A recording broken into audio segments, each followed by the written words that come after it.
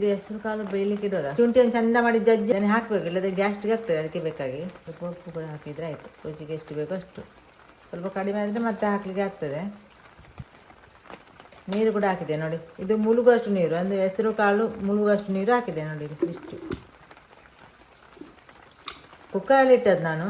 ಒಳ್ಳೆಯಲ್ಲಿ ಕೂಡ ಬೇಯಿಸ್ಬೋದು. ಅದು ಬೇಯಿಸ್ತಾ ಉಂಟಲ್ಲ ಬೇಗ ಬೇಯುತ್ತಿಲ್ಲ, ಅದಕ್ಕೆ ಬೇಕಾಗಿ ಕುಕ್ಕರಲ್ಲಿ ಇಟ್ಟದ್ದು. ಕುಕ್ಕರಲ್ಲಿ ಸ್ವಲ್ಪ ಬೇಗ ಬೇಯ್ತದೆ. ಒಂದು ವಿಸಿಲಾದರೆ ಸಾಕು, ಚಂದ ಬೇಯ್ತದೆ. ಇಲ್ಲಿ ಚಂದ ಮಾಡಿ ಬೆಂದೆ ನೋಡಿ ಹೆಸರು ಕಾಳು. ನೀರು ಜಾಸ್ತಿ ಇರಲಿಲ್ಲ, ಸ್ವಲ್ಪ ಕಡಿಮೆ ಇಟ್ಟದ್ದು. ಜಾಸ್ತಿ ನೀರಿಟ್ಟರೆ ನೀರು ನೀರಾಗ್ತದೆ. ಸ್ವಲ್ಪ ನೀರುಂಟು, ಈ ನೀರನ್ನು ತೆಗಿಲಿಕ್ಕಿಲ್ಲ, ಇಲ್ಲದ್ರೆ ನೀರು ತೆಗಿಬೇಕಾಗ್ತದೆ. ಚಂದ ಮಾಡಿ ಬೆಂದಿದೆ.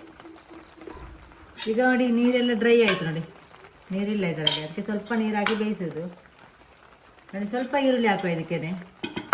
ಮತ್ತೆ ಉಂಟ ನಿಮಗೆ ಬೇಕಿದ್ರೆ ಒಗ್ಗರಣೆ ಕೂಡ ಕೊಡ್ಬೋದು. ನಾನು ಒಗ್ಗರಣೆ ಎಲ್ಲ ಕೊಡುವುದಿಲ್ಲ, ಅಂದರೆ ಎಣ್ಣೆ ಎಲ್ಲ ಹಾಕ್ಬೇಕಲ್ಲ, ಅದಕ್ಕೆ ಸ್ವಲ್ಪ ತೆಂಗಿನ ತುರಿ ಹಾಕಿದೆ ನೋಡಿ. ಸ್ವಲ್ಪ ತೆಂಗಿನ ತುರಿ ಹಾಕಿ ಚಂದ ಮಾಡಿ ಮಿಕ್ಸ್ ಮಾಡೋದು. ಇದು ವಾರಕ್ಕೊಮ್ಮೆ ಆದರೂ ನಾವು ಈ ರೀತಿ ತಿಂಡಿ ಮಾಡ್ತೇವೆ, ಬೆಳಗಿನ ತಿಂಡಿ ನೋಡಿ. ಅಷ್ಟು ಇಷ್ಟೇ. ಇದಕ್ಕೆ ಸ್ವಲ್ಪ ಅವಲಕ್ಕಿ ಕೂಡ ಮಾಡಿದೆ ನೋಡಿ. ಈ ರೀತಿ ಅವಲಕ್ಕಿ ಕೂಡ ಮಿಕ್ಸ್ ಮಾಡಿ ತಿನ್ನೋದು. ಇದು ಪರಂಜಿ ಬಜಿಲ್ ಅಂತ ನಾವು ಹೇಳೋದು ಇದಕ್ಕೆ. ಕಡಲೆ ಬಜಿಲ್ ಉಂಟು ನೋಡಿ, ಅದೇ ರೀತಿ ಇದು ಕೂಡ.